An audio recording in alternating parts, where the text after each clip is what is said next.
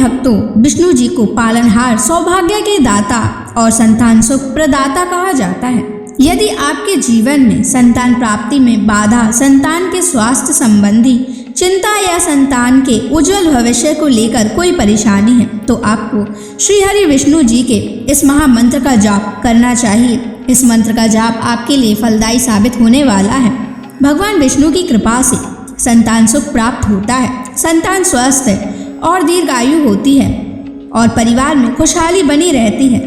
अगर आप भी संतान प्राप्ति की कामना करते हैं तो आपको इस मंत्र का जाप जरूर करना चाहिए। इस मंत्र का आपको नियमित 108 बार जाप करने से आपके जीवन में आपको संतान की प्राप्ति हो जाएगी।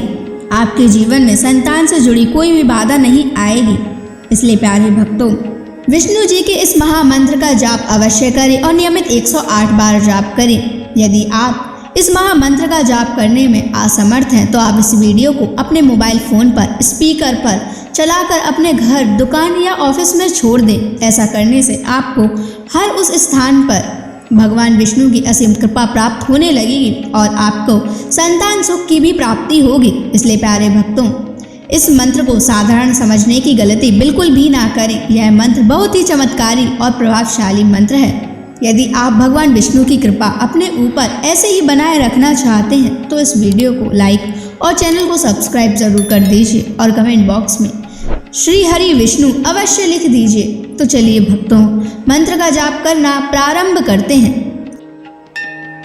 ओम ह्रीं क्लीं नारायणाय सिद्धिं मे देहि स्वाहा। ओम ह्रीं क्लीं नारायणाय सिद्धिं मे देहि स्वाहा।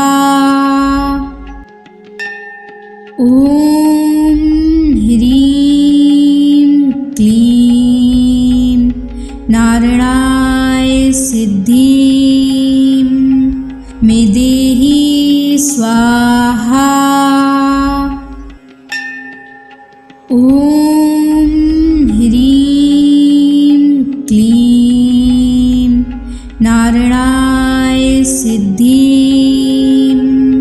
मे देहि स्वाहा।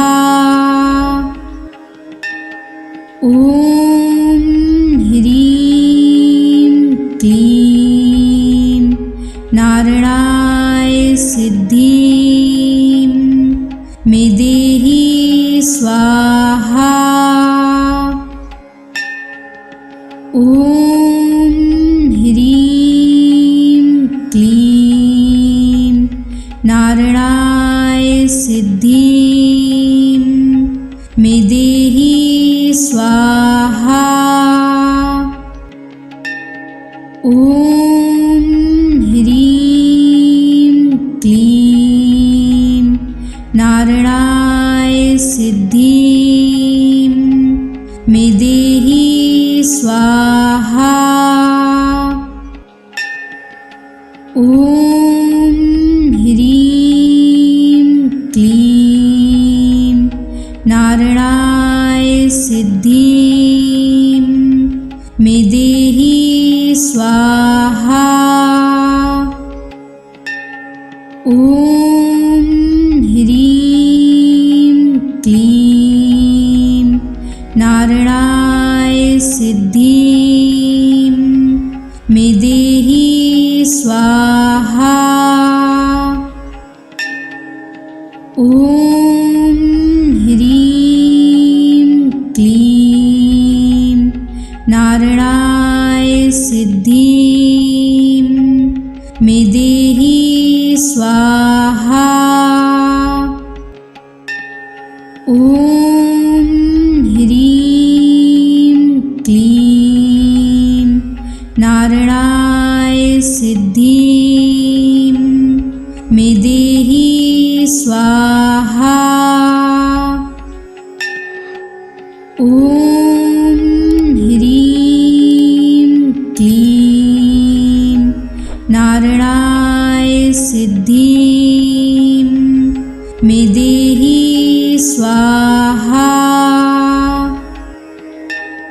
ॐ ह्रीं क्लीं नारायणाय सिद्धिं मे देहि स्वाहा।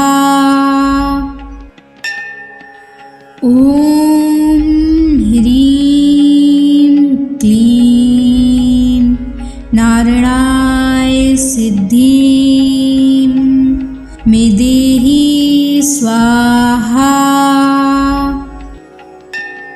ॐ ह्रीं क्लीं नारायणाय सिद्धिं मे देहि स्वाहा। ॐ ह्रीं क्लीं नारायणाय सिद्धिं मे देहि स्वाहा। ॐ ह्रीं क्लीं नारायणाय सिद्धिं मे देहि स्वाहा। ॐ ह्रीं क्लीं नारायणाय सिद्धिं मे देहि स्वाहा। ॐ ह्रीं क्लीं नारायणाय सिद्धिं मे देहि स्वाहा। ॐ ह्रीं क्लीं नारायणाय सिद्धिं मे देहि स्वाहा। ॐ ह्रीं क्लीं नारायणाय सिद्धिं मे देहि स्वाहा। ॐ ह्रीं क्लीं नारायणाय सिद्धिं मे देहि स्वाहा। ॐ ह्रीं क्लीं नारायणाय सिद्धिं मे देहि स्वाहा। ॐ ह्रीं क्लीं नारायणाय सिद्धिं मे देहि स्वाहा। ॐ ह्रीं क्लीं नारायणाय सिद्धिं मे देहि स्वाहा। ॐ ह्रीं क्लीं नारायणाय सिद्धिं मे देहि स्वाहा। ॐ ह्रीं क्लीं नारायणाय सिद्धिं मे देहि स्वाहा। ॐ ह्रीं क्लीं नारायणाय सिद्धिं मे देहि स्वाहा।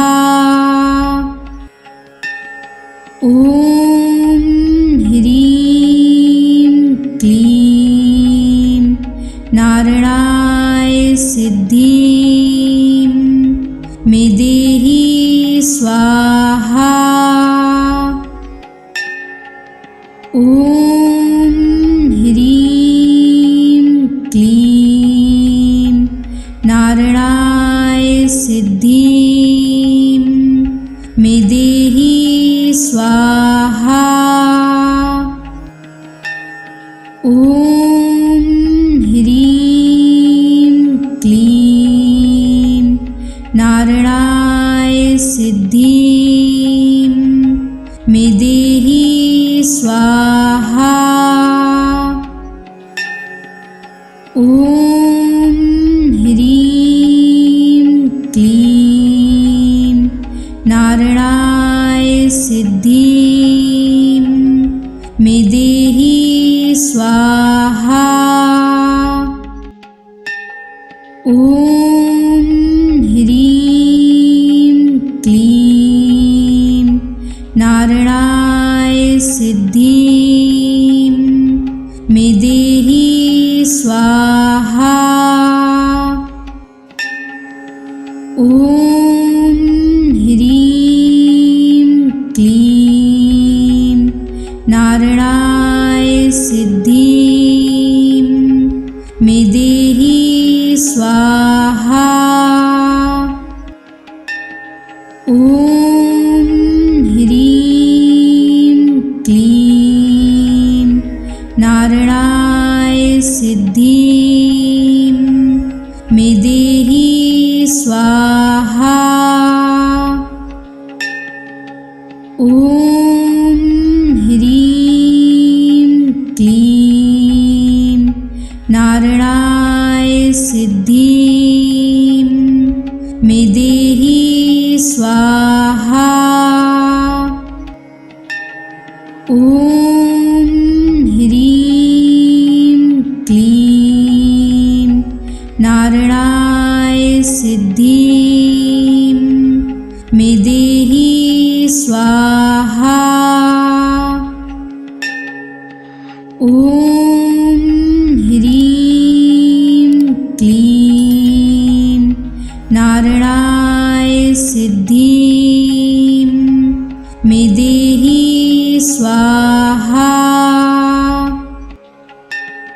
ॐ ह्रीं क्लीं नारायणाय सिद्धिं मे देहि स्वाहा।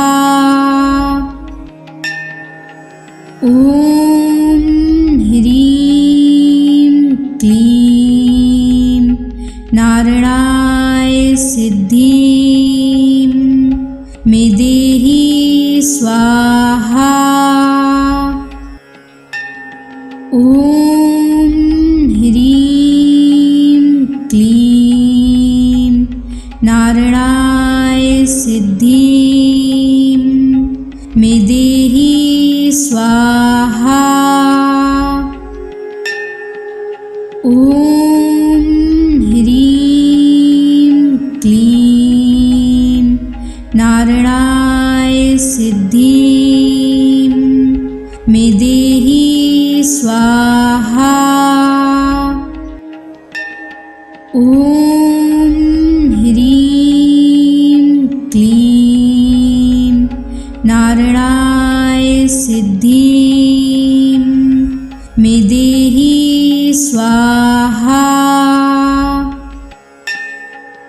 ॐ ह्रीं क्लीं नारायणाय सिद्धिं मे देहि स्वाहा। ॐ ह्रीं क्लीं नारायणाय सिद्धिं मे देहि स्वाहा। ॐ ह्रीं क्लीं नारायणाय सिद्धिं मे देहि स्वाहा। ॐ ह्रीं क्लीं नारायणाय सिद्धिं मे देहि स्वाहा। ॐ ह्रीं क्लीं नारायणाय सिद्धिं मे देहि स्वाहा। ॐ ह्रीं क्लीं नारायणाय सिद्धिं मे देहि स्वाहा। ॐ ह्रीं क्लीं नारायणाय सिद्धिं मे देहि स्वाहा। ॐ ह्रीं क्लीं नारायणाय सिद्धिं मे देहि स्वाहा। ॐ ह्रीं क्लीं नारायणाय सिद्धिं मे देहि स्वाहा। ॐ ह्रीं क्लीं नारायणाय सिद्धिं मे देहि स्वाहा।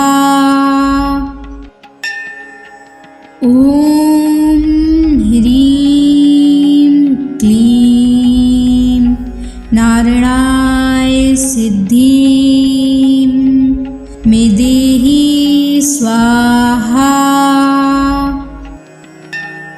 ॐ ह्रीं क्लीं नारायणाय सिद्धिं मे देहि स्वाहा।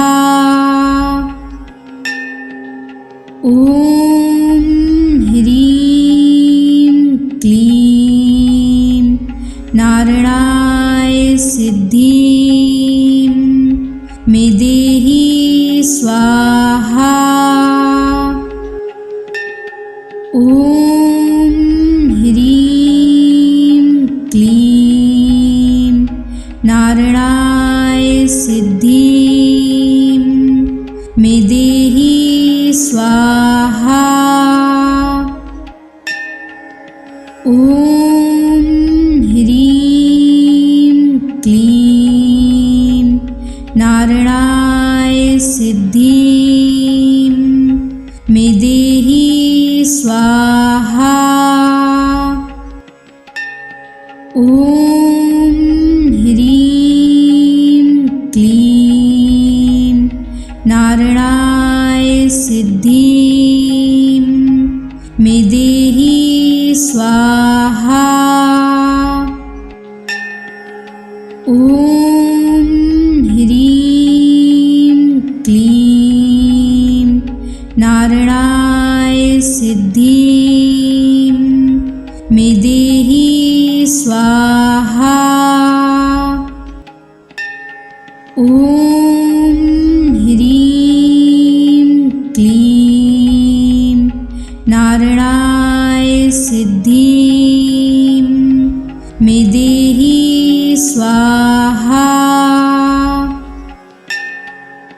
ॐ ह्रीं क्लीं नारायणाय सिद्धिं मे देहि स्वाहा।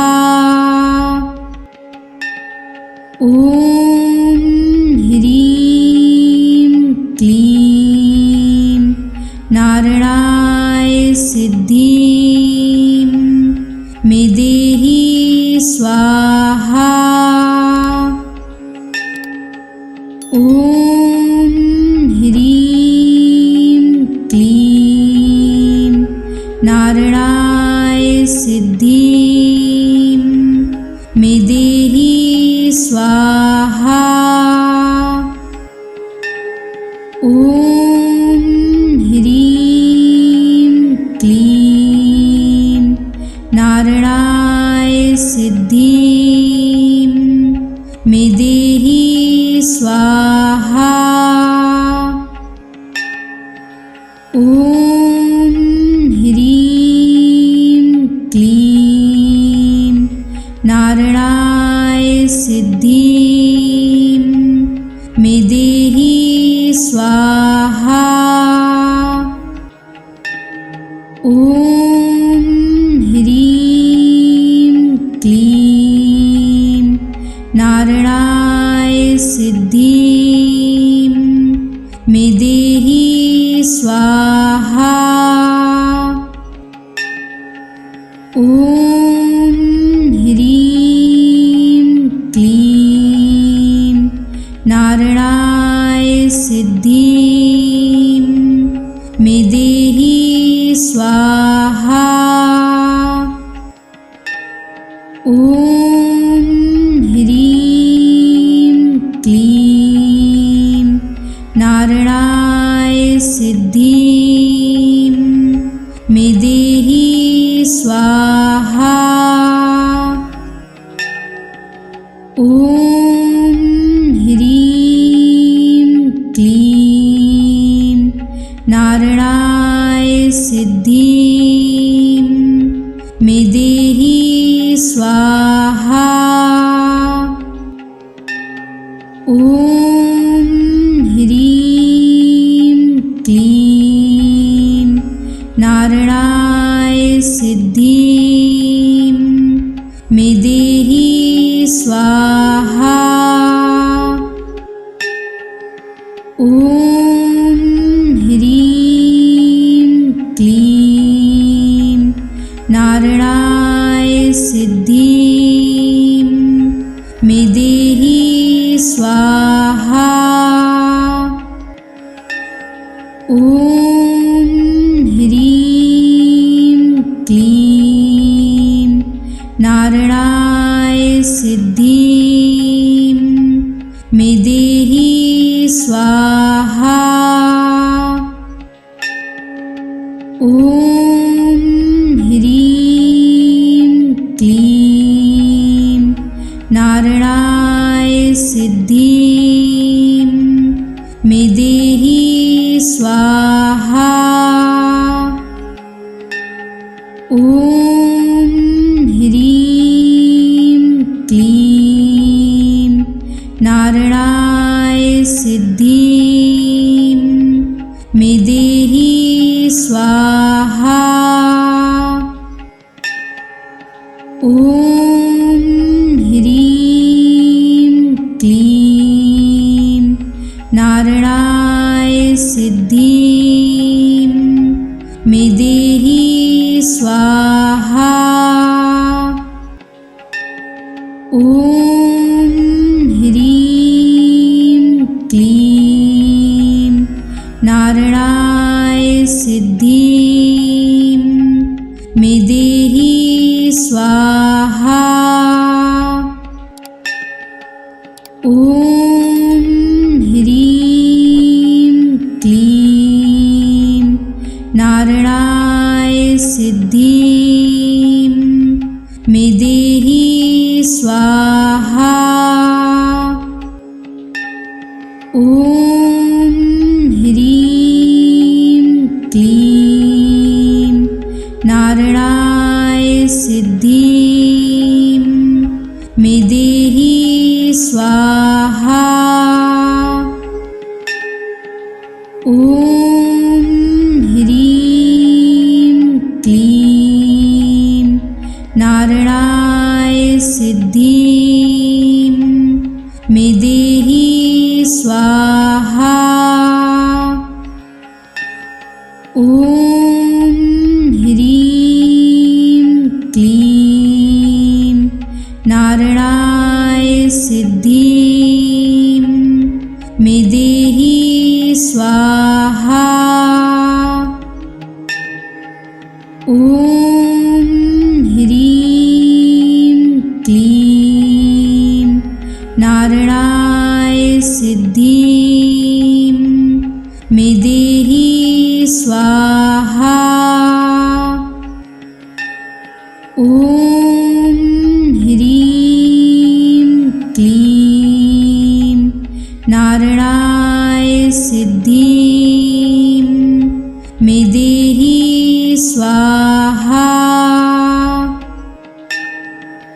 ॐ ह्रीं क्लीं नारायणाय सिद्धिं मे देहि स्वाहा।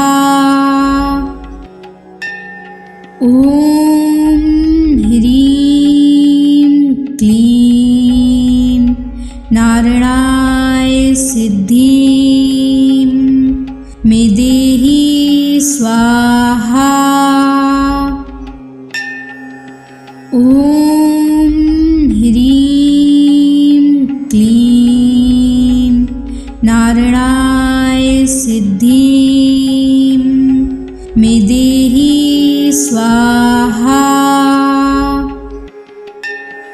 ॐ ह्रीं क्लीं नारायणाय सिद्धिं मे देहि स्वाहा।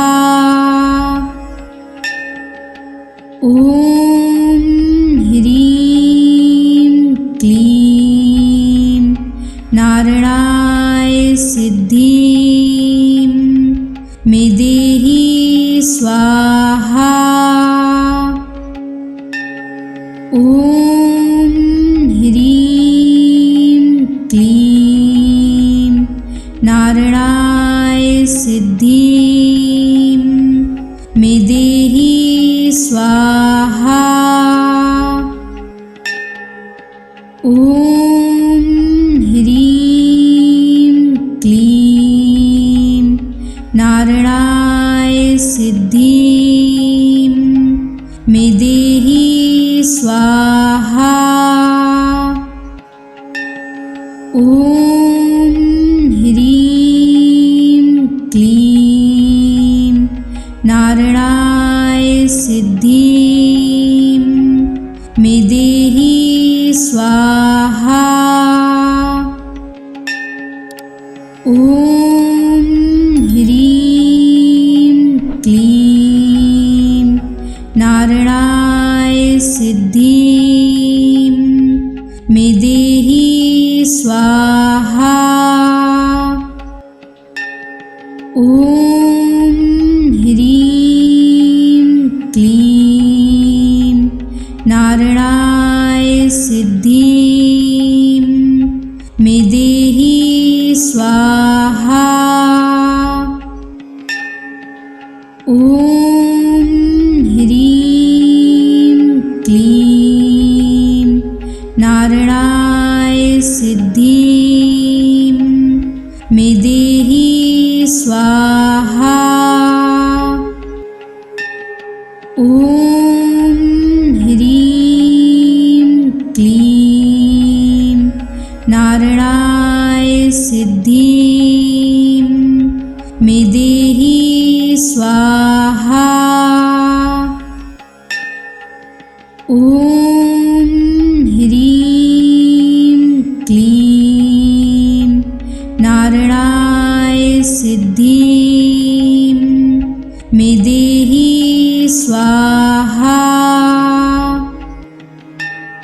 ॐ ह्रीं क्लीं नारायणाय सिद्धिं मे देहि स्वाहा। ॐ ह्रीं क्लीं नारायणाय सिद्धिं मे देहि स्वाहा। ॐ ह्रीं क्लीं नारायणाय सिद्धिं मे देहि स्वाहा।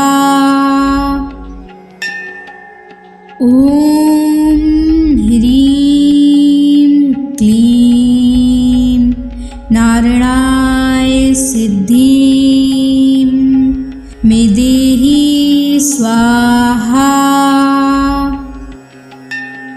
ॐ ह्रीं क्लीं नारायणाय सिद्धिं मे देहि स्वाहा। ॐ ह्रीं क्लीं नारायणाय सिद्धिं मे देहि स्वाहा। ॐ ह्रीं क्लीं नारायणाय सिद्धिं मे देहि स्वाहा। ॐ ह्रीं क्लीं नारायणाय सिद्धिं मे देहि स्वाहा। ॐ ह्रीं क्लीं नारायणाय सिद्धिं मे देहि स्वाहा। ॐ ह्रीं क्लीं नारायणाय सिद्धिं मे देहि स्वाहा। ॐ ह्रीं क्लीं नारायणाय सिद्धिं मे देहि स्वाहा। ॐ ह्रीं क्लीं नारायणाय सिद्धिं मे देहि स्वाहा। ॐ ह्रीं क्लीं नारायणाय सिद्धिं मे देहि स्वाहा। ॐ ह्रीं क्लीं नारायणाय सिद्धिं मे देहि स्वाहा। ॐ ह्रीं क्लीं नारायणाय सिद्धिं मे देहि स्वाहा। ॐ ह्रीं क्लीं नारायणाय सिद्धिं मे देहि स्वाहा। ॐ ह्रीं क्लीं नारायणाय सिद्धिं मे देहि स्वाहा।